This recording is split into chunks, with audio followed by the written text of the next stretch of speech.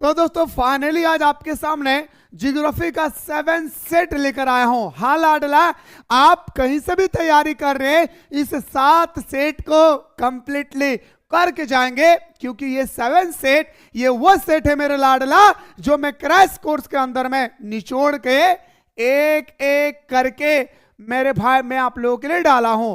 अभी आप लोगों को सेट नंबर 1 दिखा रहा हूं और हर एक क्वेश्चन पे हम लोग क्या करेंगे मेरे दोस्तों, बताइए ना भाई। हम लोग एक्सप्लेनेशन करेंगे प्यारे। आप गजब हो गया दोस्तों, गजब हो गया, क्योंकि मैं लेकर आ गया हूं क्रैश कोर्स। दोस्तों ये क्रैश कोर्स के अंदर में आप लोगों को 5 साल का मॉडल पेपर, 10 साल का पीवाईक्यू और हाँ यहां तक ही नहीं बल्कि मेरे दोस्तों आप लोगों को सिलेक्टेड क्वेश्चन भी दिए जाएंगे। और साथ ही साथ हमारे झारखंड के अंदर में पिछले 3 साल के अंदर में जितने सारे डिस्ट्रिक्ट में प्री बोर्ड और प्री टेस्ट और SA1 का एग्जाम हुआ है, सारा क्वेश्चन मेरे दोस्तों आप लोग यहां पे देखने को मिलेंगे। और हाँ यहां तक ही नहीं बल्कि मेरे दोस्तों आप लोगों को क्रैश कोर्स के अंदर में फ्री में ऑनलाइन टेस्ट सीरीज भी दिए जा रहे हैं, जहां पे दोस्तों झारखंड का सारा स्टूडेंट्स दोस्तों आ करके यहां पे टेस्ट लगा रहे हैं और अपनी तैयारी को मजबूत कर रहे हैं। तो लेट किस लिए कर रहे हैं, जाएं जल्दी से प्ले स्टोर से मिसाइल क्लासेस के आपको डाउनलोड करें और डाउनलोड करने के बाद दोस्तों क्रैश कोर्स को आप एनी हाउ ज्वाइन करें। मेरे दोस्त आप तैयारी कहीं से भी करें, कोई दिक्कत नहीं है, लेकिन दोस्तों इस क्रैश कोर्स को ज्वाइन करना ना बोले, क्योंकि दोस्तों क्रैश कोर्स में हर एक वो क्वेश्चन को डाला गया है जो दोस्तों आपके एग्जाम में D2 छपेगी, चाहे वो ऑब्जेक्टिव का हो चाहे वो सब्जेक्टिव का हो। बड़ी सुंदर तरीके से दोस्तों आप लोगों के सामने ये कोर्स को तैयार किया गया है। और हाँ ज्वाइन करने के बाद आप लोग हमारे साथ सुबह दोपहर शाम बेहतरीन तरीके से जुड़ के आप अपनी तैयारी को मजबूत कर सकते हैं। तो लेट किस बात की, जाएं जल्दी से प्ले स्टोर से मिसाइल क्लासेस के आपको डाउनलोड करें और डाउनलोड करने के बाद दोस्तों इस कोर्स को ज्वाइन करें। और हाँ भूले ना, अगर कोर्स को ज्वाइन करने में कोई भी दिक्कत आ रही है दोस्त, तो नीचे जो नंबर स्क्रॉल हो रही है इस नंबर पे आप लोग व्हाट्सएप करेंगे तो हमारी टीम आपको रिप्लाई करेगी। देखना चाहता हूं कितने सारे स्टूडेंट्स होंगे जो पहला क्वेश्चन का आंसर दे पाते हैं, मोहब्बत से बताएंगे, बड़े मजा आएगा दोस्तों। क्वेश्चन नंबर 1 कहता है जियोग्राफिया शब्द किसने गढ़ा है। याद रखिएगा जियोग्राफिया जो शब्द है ना भाई, वो आपसे पूछा गया है क्या, किसने गढ़ा है। माँ तेरे पसीने की हर एक बूंद को मोती से चमकाऊंगा, माँ तू सपने बड़े देखना, मैं तेरा लाडला मैं तेरा लाडली पूरा करके दिखलाऊंगा, है ना भाई। तो बताएंगे सर एरेटोस्थेनीज। याद रखिएगा दोस्तों जियोग्राफिया का फादर भी हम लोग एरेटोस्थेनीज को बोलते हैं, और एरेटोस्थेनीज नहीं दोस्तों हमारा जियोग्राफिया शब्द को गढ़ा है। आपके क्वेश्चन नंबर 2 पे भूगोल का पिता किसे कहा जाता है। 7 सेट को कंप्लीटली कर लीजिएगा, यकीन माने मेरे भाई कि आपको 25 में 25 मार्क्स दिलाएंगे, ये 7 सेट को कंप्लीटली कर लेंगे। तो बताएंगे सर एरेटोस्थेनीज को। अगला प्रश्न है आपके स्क्रीन पे, क्वेश्चन नंबर 3 है सर जियोग्राफिया पुस्तक जिसे भूगोल का वैद भी कहा जाता है के लेखक कौन है भाई। जियोग्राफिया पुस्तक, याद रखिए भाई क्वेश्चन नंबर 3 पूछा गया जियोग्राफिया पुस्तक जिसे आज हम लोग भूगोल का वैद भी मानते हैं मेरे लाडला, आपसे कहा गया है कि किसे कहा जाता है। तो बताएंगे सर हमारा एरेटोस्थेनीज। क्या सर एरेटोस्थेनीज, भूगोल का पिता एरेटोस्थेनीज। भूगोल शब्द सबसे पहले किसने गढ़ा, एरेटोस्थेनीज।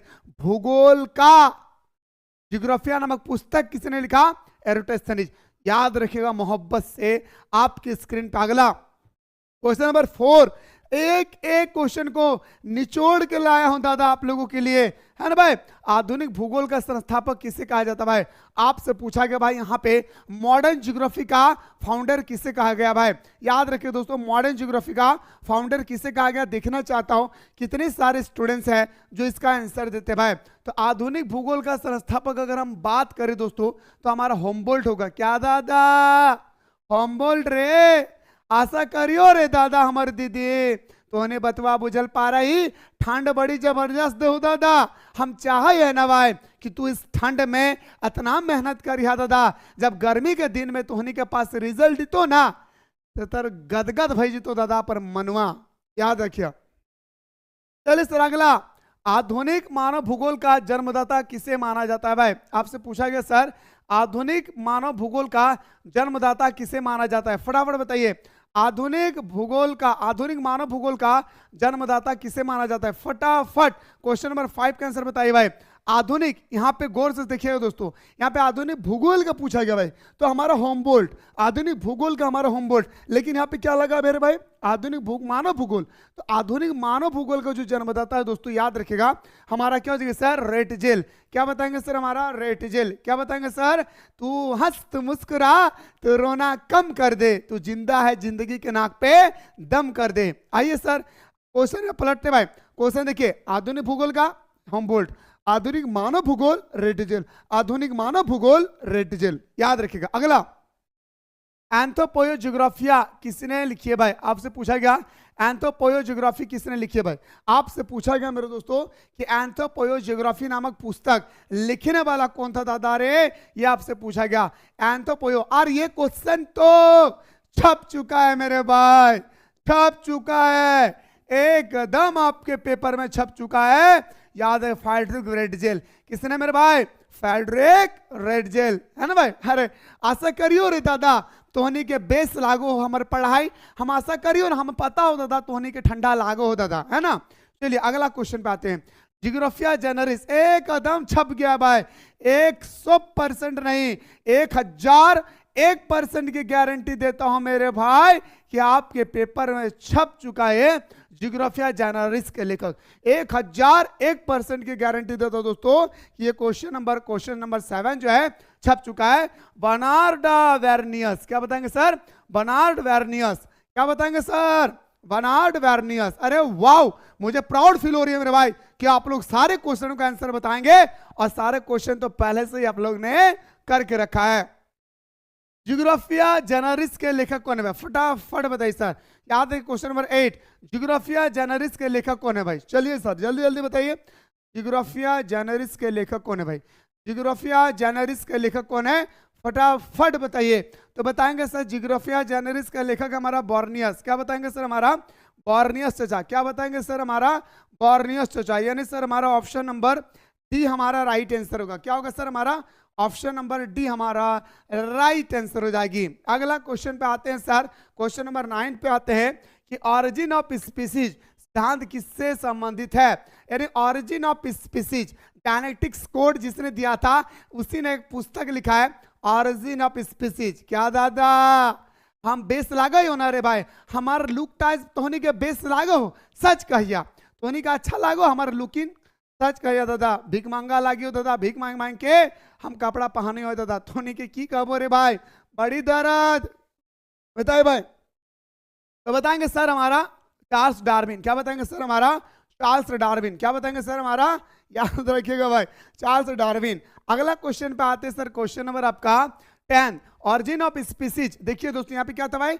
ऑरिजिन ऑफ स्पीसीज सिद्धांत, ठीक है। यहाँ पे देखिए ऑरिजिन ऑफ पुस्तक, थोड़ा गौर कीजिएगा, आप लोग गलती यहीं पे करते हैं। देखिए यहाँ पे लिखे ऑरिजिन ऑफ स्पीसीज थ्योरी किसने दिया था, चार्ल्स डार्विन ने, ठीक है। यहाँ पे क्या दिया, ऑरिजिन ऑफ स्पीसीज नामक पुस्तक किसने लिखा है, तो चार्ल्स डार्विन। चाहे आपका पुस्तक पूछे, चाहे आपका क्या, चाहे आपका थ्योरी पूछे, चार्ल्स डार्विन ही इसका राइट आंसर होगा। अगला क्वेश्चन नंबर 11 भाई कि पर्यावरणीय निश्चयवादी विचारधारा के समर्थक विद्वान एलन सैंपल किस देश के थे। सबसे पहले तो जाने दोस्तों कि एलन सैंपल कौन है भाई, तो बताएंगे सर ये हमारा निश्चयवाद है ना भाई, निश्चयवाद के संस्थापक माने जाते हैं भाई, क्या निश्चयवाद के संस्थापक माने जाते हैं।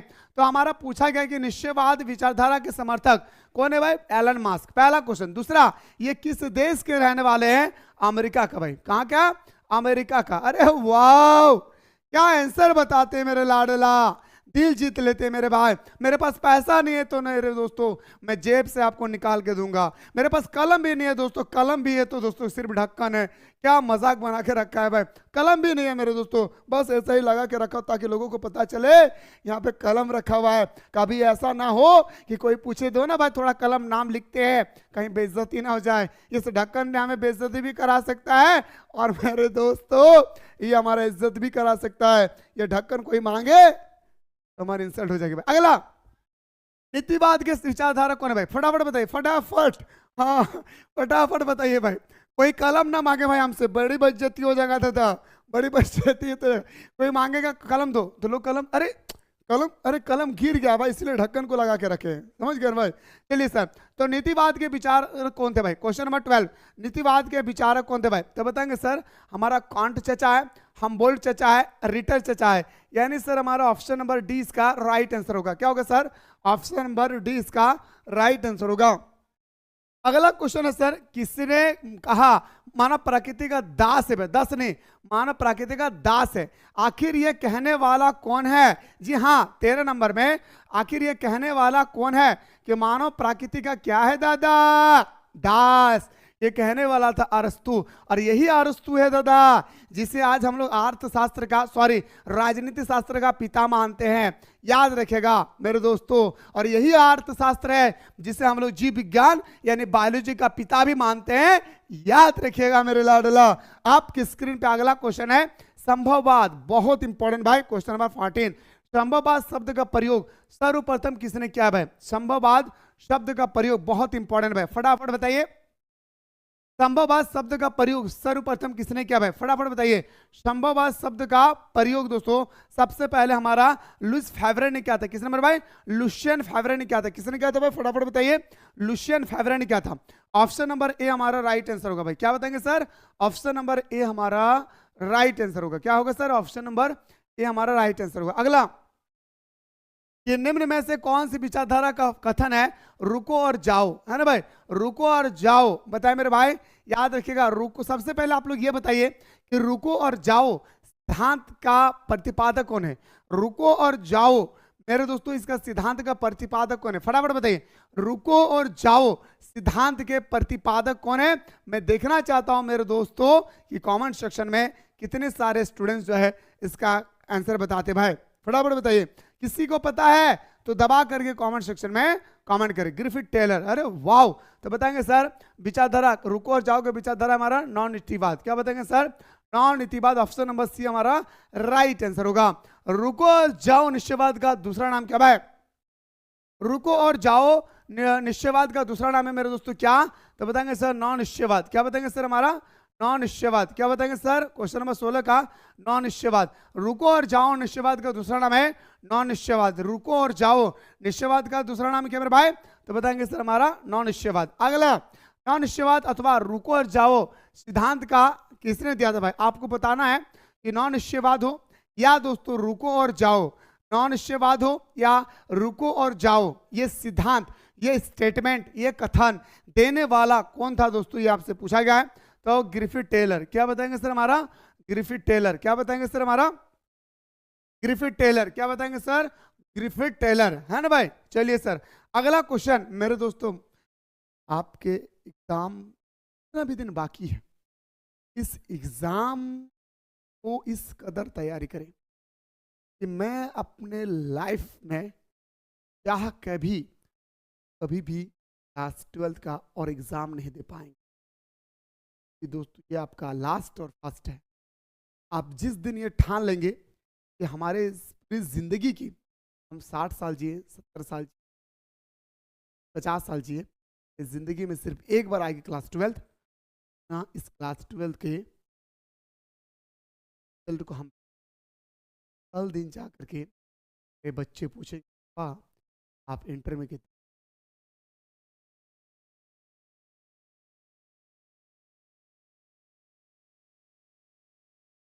और आपका बेटा का कोई फ्रेंड होंगे और वो कहेंगे कि मेरा पापा ने ना टॉप किया था, मेरे पापा ने ना 50% मार्क्स लाए थे, और उस समय आपका बेटा आपकी तुलना का कंपेरिजन करेंगे, आपका बेटा का मायूसी चेहरा हो जाएगा। मेरे दोस्त पता है कि बेशक आपका रिजल्ट आपकी भाई नहीं कर सकती है, लेकिन दोस्तों कागज के टुकड़े की हम ताकत तो आपका जिंदगी में ये आप बदल नहीं सकते हैं, और जिंदगी में तो आपको एक बार मिलता है उसे कदर कर लिया, उसे कदर करे। रिजल्ट बहुत ही इंपॉर्टेंट चीज बताए भाई, ठीक है भाई। चलिए आइए, बाकी तो आप लोग समझदार हो दोस्तों, आप लोग हमसे ज्यादा समझदार है मेरे भाई, ठीक है ठीक है। चलिए सर, तो बताएंगे सर क्वेश्चन नंबर 18, तो निम्न में से कौन सा विद्वान मानव भूगोल से संबंधित नहीं है भाई? तो सैंपल है, रेड जेल है, हार्टिंग है भाई। दोस्तों हमारा ऑप्शन नंबर सी क्या आ जाएगी भाई? सी इसका राइट आंसर होगा। अगला, निम्नलिखित में से कौन सा मानव भूगोल का उपागम नहीं है भाई? आपसे पूछा गया इनमें से कौन मानव भूगोल का उपागम नहीं है, बता दीजिए मेरे दोस्तों। क्या मैं गलत कहा? क्या आपके अंदर में रिजल्ट दिन आएंगे, आपके रिजल्ट के अंदर में इतनी ताकत होगी, आप अगर 294 नंबर लाया है तो 295 बना सकते हैं? नहीं बना सकते मेरे भाई। आप कहेंगे सर हम बना सकते हैं, नहीं बना सकते भाई। आधार कार्ड के माध्यम से, फिंगरप्रिंट के माध्यम से आपका एक ही बार दोस्तों मैट्रिक और एक ही बार इंटर का एग्जाम होती है, मतलब सब कुछ दोस्तों एक ही बार एग्जाम होती है। तो क्यों ना दोस्तों बाद में पछताने से बेहतर है कि अभी मेरे पास समय है, हम जमकर मेहनत करें, है ना दादा? चलिए, निम्नलिखित में से कौन मानव भूगोल का उपागम नहीं है भाई? तो बताएंगे सर हमारा मात्रात्मक क्रांति। क्या बताएंगे सर? मात्रात्मक क्रांति। ऑप्शन नंबर बी हमारा राइट आंसर होगा। अगला क्वेश्चन पे आते सर कि निम्नलिखित में से कौन सा सामाजिक भूगोल का उपागम क्षेत्र है? यहाँ पे गौर कीजिएगा, यहाँ पे मानव भूगोल पूछा गया, आप लोग कंफ्यूजन यही हो जाते हैं भाई। यहाँ पे मानव भूगोल का उपागम क्षेत्र नहीं है मेरे दोस्तों, मौ से मानव भूलिएगा नहीं भाई, मौ से मानव और मौ से मात्रात्मक क्रांति, याद रखिएगा, मौ से मानव और मौ से मात्रात्मक क्रांति। लेकिन यहाँ पे पूछा गया कि निम्नलिखित में से कौन सामाजिक भूगोल का उपागम क्षेत्र है भाई? सामाजिक भूगोल याद रखिए भाई, सामाजिक भूगोल याद रखिएगा। तो मेरे दोस्तों 100 से सामाजिक और 100 से सैन्य भूगोल, 100 से सामाजिक और 100 से सैन्य भूगोल, डायरेक्ट मेरे दोस्तों बिना याद किए भी आप बता सकते। मानव भूगोल मात्रात्मक क्रांति, सामाजिक भूगोल सैन्य भूगोल, सामाजिक भूगोल सैन्य भूगोल, एकदम दोस्तों तगड़ा तरीके से आप याद कर सकते हैं। ऑप्शन नंबर हमारा डी इसका राइट आंसर होगा। अगला, सैन्य भूगोल, गलत लिखा है मेरे भाई। सैन्य भूगोल मानव भूगोल के किस शाखा का भाग है भाई? सैन्य भूगोल मानव भूगोल का किस शाखा का भाग है दोस्तों? ये आपसे पूछा गया। सैन्य भूगोल मानव भूगोल के किस शाखा का भाग है? राजनीतिक भूगोल। क्या बताएंगे सर हमारा? राजनीतिक भूगोल। ऑप्शन नंबर क्या हो जाएगी सर? ऑप्शन नंबर हमारा ए इसका राइट आंसर होगा। सैन्य भूगोल मानव भूगोल का किस शाखा का भाग है भाई? राजनीतिक भूगोल। याद रखिए भाई, बहुत इंपॉर्टेंट है भाई।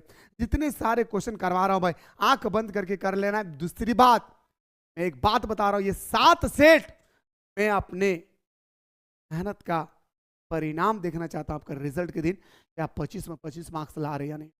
बहुत मेहनत करके एक एक क्वेश्चन को अरेंज किया हूं, और ये सिलेक्टेड सेट 7 कंप्लीट करने के बाद मैं आपको पीवाईक्यू और मॉडल पेपर करवा दूंगा। मैं भी देखता हूं दोस्तों कि जैकबोर्ड क्वेश्चन कहां से पूछते, मैं भी देख लेता हूं मेरे भाई जैकबोर्ड कहां से क्वेश्चन।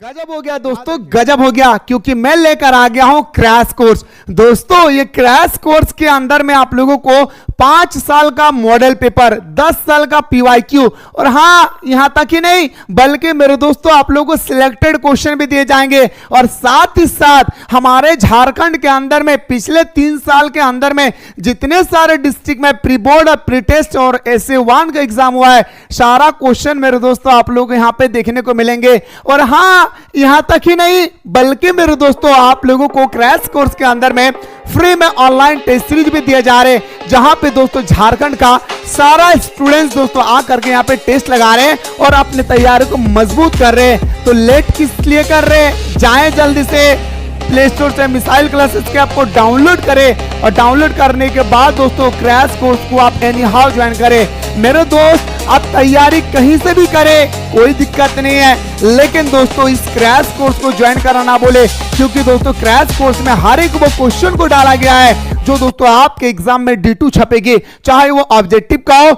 चाहे वो सब्जेक्टिव का हो। बड़ी सुंदर तरीके से दोस्तों आप लोगों के सामने ये कोर्स को तैयार किया गया है। और हाँ, ज्वाइन करने के बाद आप लोग हमारे साथ सुबह दोपहर शाम बेहतरीन तरीके से जुड़ के आप अपनी तैयारी को मजबूत कर सकते हैं। तो लेट किस बात की, जाएं जल्दी से प्ले स्टोर से मिसाइल क्लासेस के आपको डाउनलोड करें, और डाउनलोड करने के बाद दोस्तों इस कोर्स को ज्वाइन करें। और हाँ भूले ना, अगर कोर्स को ज्वाइन करने में कोई भी दिक्कत आ रही है दोस्त, तो नीचे जो नंबर स्क्रॉल हो रही है इस नंबर पे आप लोग व्हाट्सएप करेंगे तो हमारी टीम आपको रिप्लाई करेगी। इनमें से कौन राजनीतिक भूगोल का क्षेत्र भाई? राजनीतिक भूगोल, क्वेश्चन नंबर 22 राजनीतिक भूगोल। अरे राजनीति में क्या होता है भाई? अरे राजनीति में क्या होता है? 4 व्यक्ति खड़ा रहता है, एक व्यक्ति जीते, निर्वाचन निर्वाचन, selection selection, yes you know.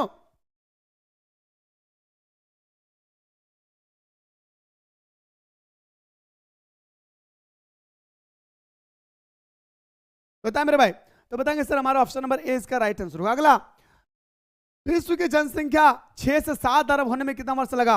विश्व की जनसंख्या दोस्तों 6 से 7 अरब होने में कितना साल लगा मेरे दोस्तों? ये आपसे पूछा गया भाई, फटाफट बताइए। विश्व की जनसंख्या, फटाफट बताइए 23 का।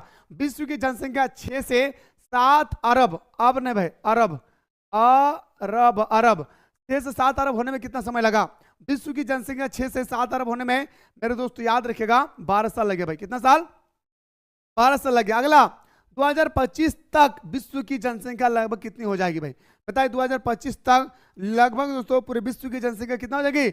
800 करोड़ भाई, याद रखिएगा 800 करोड़। याद रखिए दोस्तों, हमारा लास्ट जनगणना जो हुई है दोस्तों हमारा 2011 में हुआ बताए, और उस समय भारत की जनगणना बताए दोस्तों 1.1 करोड़, 1.2 करोड़ है ना, 1.1 करोड़। और मेरे दोस्तों आज हमारा जो जनसंख्या दोस्तों 141 प्लस दोस्तों 141 करोड़ बढ़ चुकी है, यानी दोस्तों 20 करोड़ जनसंख्या 10 साल से 12 साल के बीच में बढ़ चुकी भाई, है ना भाई? याद रखिए भाई, क्या बताएंगे सर? ऑप्शन नंबर हमारा शी का राइट आंसर होगा। समझ गए भाई? अगला क्वेश्चन पर आते सर। बताइए दोस्तों क्वेश्चन नंबर 25 का कौन सा बंदा है आप में से, तो क्वेश्चन नंबर 25 के आंसर बताते भाई, मैं भी देखना चाहता हूं, तो बताइए मेरे भाई। हाँ हो गया, वही में मुझे पता बताया भाई कि विश्व की 90% जनसंख्या कितने प्रतिशत स्थल भाग पर निवास करते? खतरनाक। और मैं चाहता हूं दोस्तों इस क्वेश्चन को आप लोग रट्टा लगा ले भाई, आप लोग भूल जाते भाई, ये क्वेश्चन आप लोग भूल जाते हैं। विश्व की 90% यानी वर्ल्ड में दोस्तों, थोड़ा सा गौर कीजिएगा भाई, थोड़ा सा मेरे बात को थोड़ा सा आप लोग थोड़ा सा सीरियस मोमेंट में सुने भाई।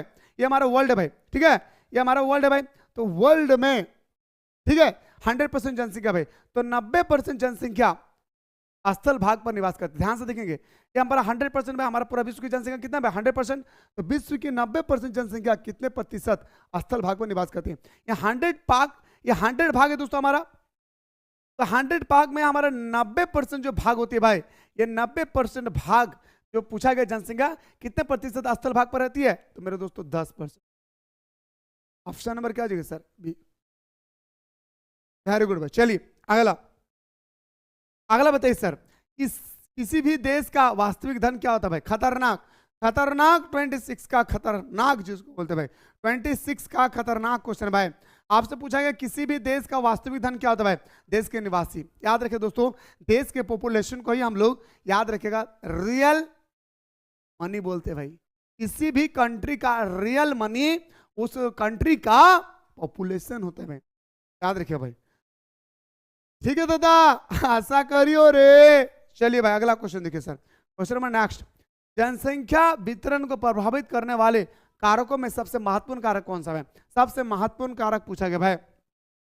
कारक तो हमारा स्थलकृत भी है, मिट्टी भी है, प्राकृतिक वनस्पति में, जलवायु भी है, लेकिन आपसे यहाँ पे पूछा गया कि सबसे इंपॉर्टेंट भाई क्या मेरे भाई? सबसे इंपॉर्टेंट पूछा गया भाई। क्या पूछा गया मेरे भाई? सबसे इंपॉर्टेंट पूछा गया। गौर से सुनिए दादा, है ना। सच कहते हैं दुनिया वाले प्यार न कर, प्यार तो एक रोग बुरा, इस रोग से डर, बानों की किस्मत में तन्हाई है, इश्क का दूजा नाम तो यार दाई है। अगला 28, जनसंख्या वितरण को प्रभावित करने वाले कौन सा कारक है भाई? याद रखिएगा, जनसंख्या वितरण को प्रभावित करने वाले कारक कौन सा भाई? तो बताएंगे सर हमारा भू आकृति, जल की उपलब्धता।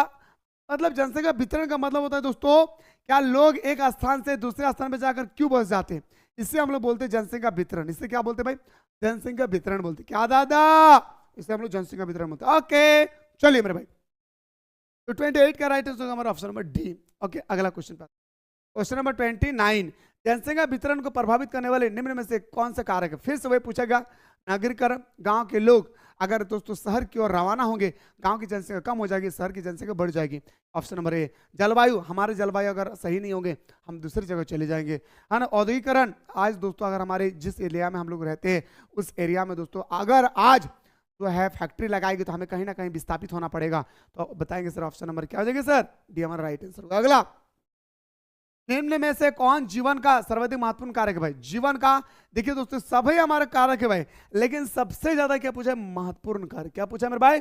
सबसे ज्यादा दोस्तों हमारा महत्वपूर्ण कारक पूछा गया। क्या पूछा गया मेरे भाई? महत्वपूर्ण कारक पूछा गया। फिर से सुनिए, क्या पूछा गया दोस्तों? महत्वपूर्ण कारक पूछा गया भाई, ठीक है। तो बताएंगे सर हमारा जलवायु। क्या बताएंगे सर? हमारा जलवायु। ऑप्शन नंबर हमारा सी इसका राइट आंसर होगा। क्या होगा सर? हमारा सी इसका राइट आंसर होगा। सर फिर से बोलिए, मुस्कुरा कर बोलिए दादा, मुस्कुरा कर बोलिए, सी इसका राइट आंसर होगा। तो उम्मीद करते हैं मेरे दोस्तों कि सेट 1 कंप्लीट करने के बाद आप लोगों को अंदर से एक अजब फीलिंग आया होगा। अगर दोस्तों आप लोग सेट 1 को कंप्लीट कर लिए और मजा आया है तो दबा करके कमेंट सेक्शन में कमेंट करें कि सर जल्दी से हमारा सेट 2 स्टार्ट करे। मेरे दोस्तों मैं देखना चाहता हूं कितने सारे स्टूडेंट सेट 2 के लिए तैयार हैं।